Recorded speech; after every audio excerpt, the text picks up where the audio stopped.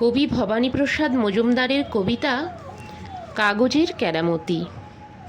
Sir বললেন, কাগজ হলো বিজ্ঞানেরই দান, সব কাজেতেই কাগজ লাগে, কাগজ বাড়ায় মান।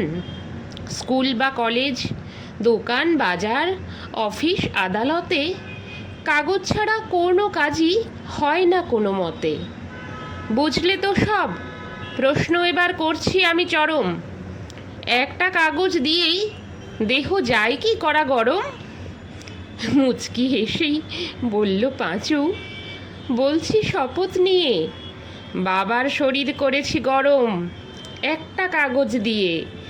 এই তো সেদিন একটা কাগজ দিতেই বাবার হাতে হলেন বাবা গরম আগুন, গেলেন চলেই ছাতে।